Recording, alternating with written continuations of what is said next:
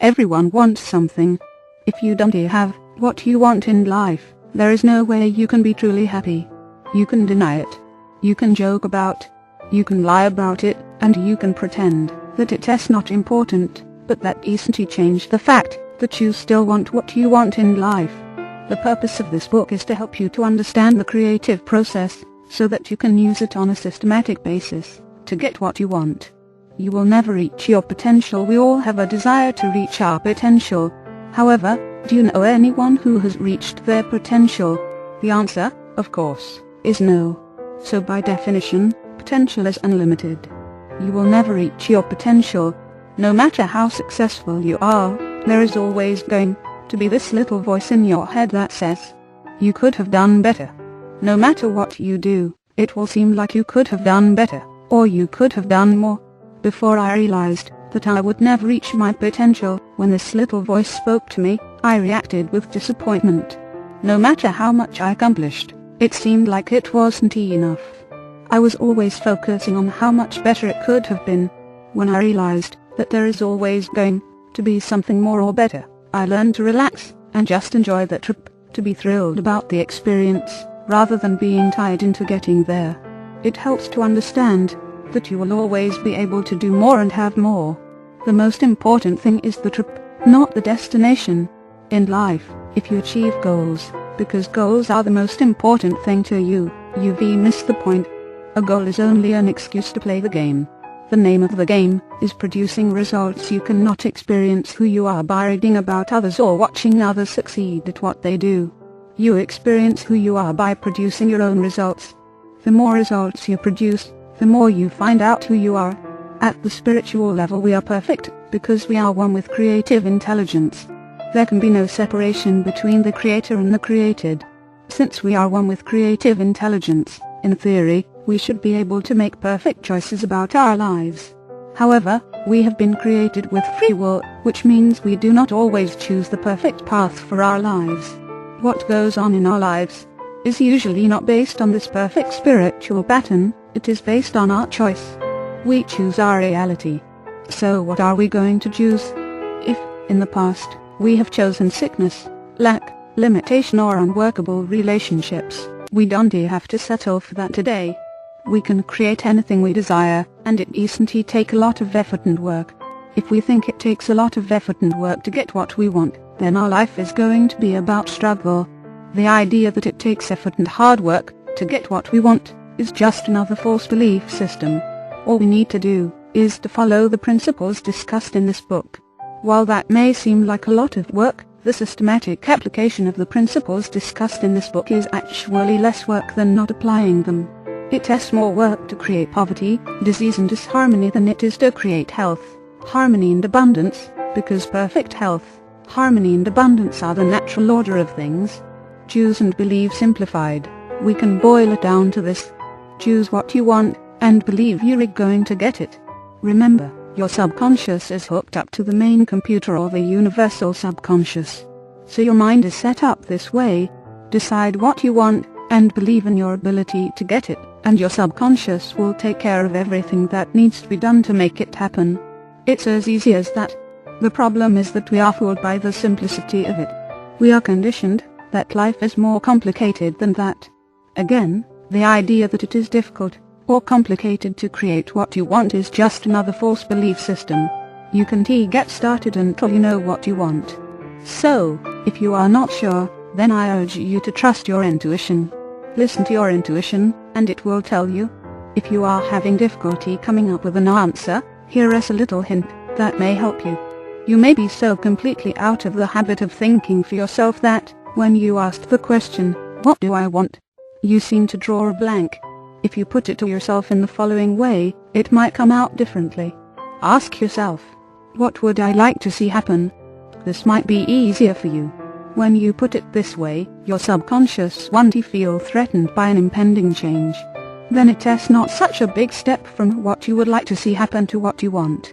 This in turn can prepare you for the big question, which is, what can I do to make this happen? The important thing is to choose something. Just get started. If it is the wrong thing, you will find out, and then you can make corrections. But you must be specific.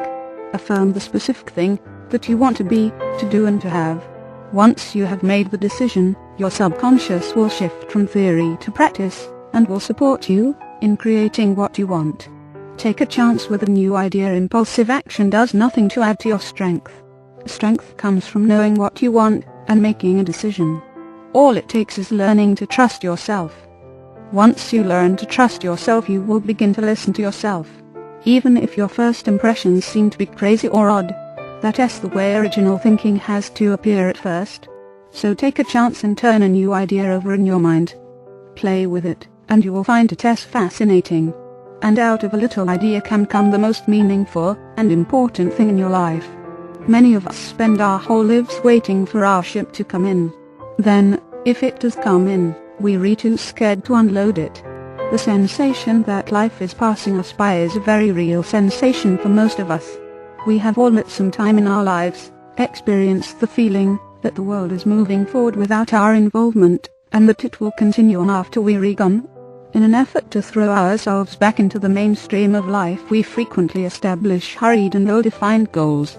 Most often these so-called goals are not written down, but just floating around in our heads as a vague idea.